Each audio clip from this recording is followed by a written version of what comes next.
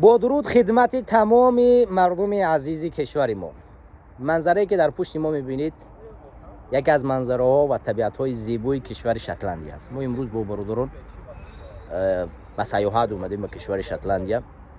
واقعا هم در کشور شتلندیا برای یک سیاح بسیار امکانیت های یعنی خیلی زیاد فراهم آورده شده است و میتونه بدون یگان مشکلات به اینجا سفر کنید، در مهمانخانه های خیلی زیبا و بصفت زندگی کنید و امن بی خطرش بسیار خوبی گرفته شده است و در کوههای بلند و در جاهایی که میره همیشه برای سیاحان امکانیت فراهم آورده شده است و اونها بدون یگان خطر میتونن به اینجا سفر کنند. و مهمتر از اون است که ما وقتی که در مهمانخانه بودیم صبحانه خوردیم، بسیار سیاحان از کشورهای اروپایی و زبانهای گوناگون مثلا آلمانی، سوئیسی و دیگر کشورها که سوئیس‌ها را به زبان آلمانی صحبت میکنن، سوئدی‌ها به زبان سوئدی و زیاد مهمان‌ها از گوشه و اروپا در اینجا دیده میشد، حتی از افریقا و از دیگر کشورها.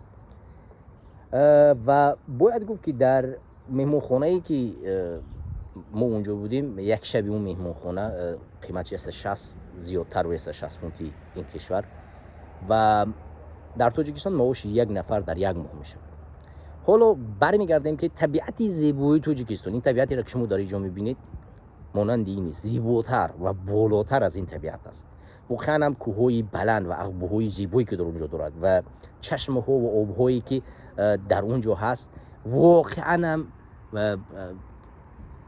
دیگر به زبان تعریف کرده اش نمیشه و من مطمئن هستم که اگر تبلیغ درست انجام داده شود، همین قدر سیاحی که در اینجا میآید با گرانترین قیمت در اینجا زیست میکند و در اینجا سفر میکند که آمدنش هم مشکل تر است و پرداختش هم مشکل تر است، به کشور تاجیکستان میروند و اونجا زندگی میکنند و اونجا سیاحت میکنند و مبلغی که در اینجا مصرف میکنند در اونجا مصرف میکنند که این به واقعا به کشور تاجیکستان درآمد خیلی خوبی میارد. برای همین دوستان گرامی، متاسفانه در تاجیکستان این مشکلات، یعنی این امکانیت ها برای توریست ها یعنی سیاحان فراهم آورده نشده است و بی خطری آنها تامین کرده نمی شود. ما در گذشته میدونیم که به اسم داعش در داخل کشور ما چندین سیاح را به قتل رساندند و این میتواند باعث آن شود که مردمی اروپا و دیگر کشورهایی که سیاحت میکنند به اون منظره‌های زیبای تاجیکستان نروند و دیگر چیزهایی که میتواند باعث بگردد این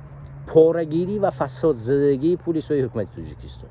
ما میدونیم که در گذشته یکی از بلوگران مشهوری اروپایی وقتی که به تاجیکستان سفر کرد و او بسیار بلاگ مشهور دارد در سامانه یوتیوب و فیسبوک، یکی از چیزهایی که او بسیار به شدت تنقید کرد این مسئله پلیس‌هایی بودن که از او پاره گرفتن و گفت که در هر جایی که من سفر کردم چنین نبود و تاجیکستان هر مناطقش که سفر میکنی پلیس این کشور از تو پاره میگیرد. این مسئله پاره‌گیری بسیار او را آزار و اذیت داده بود و بسیار او را نگران کرد. البته از مهمان نوازی مردم بسیار خوشحال و چندین چیزهای مفید او را گفت.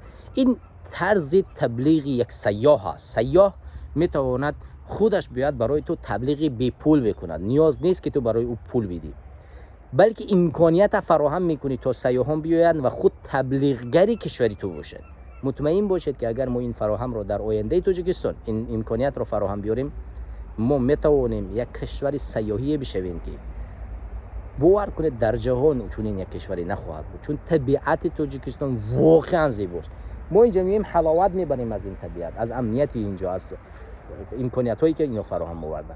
ولی اگر در تاجیکستان چنین شود، مطمئن باشد که مردم تمام جهان، نه تنها اروپا بلکه امریکا و مناطق افریقایی همه به کشور تاجیکستان سفر میکنن و از طبیعت اونجا لذت میبرند. پس فساد را از بین ببرید، امکانیت های توریستی را، سیاحی را فراهم بیارید و مطمئن باشید که تاجیکستان پیشرفته ترین کشور در آسیای مرکزی خواهد بود و یک بهشتی می شود که همه آرزوی زندگی آن را خواهند کرد.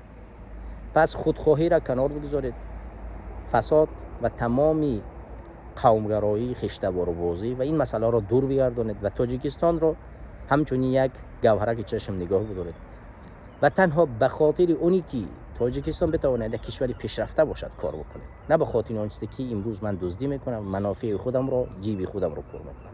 به خاطر این کار نکنید. لطفاً تاجیکستان را خانوادگی نکنید.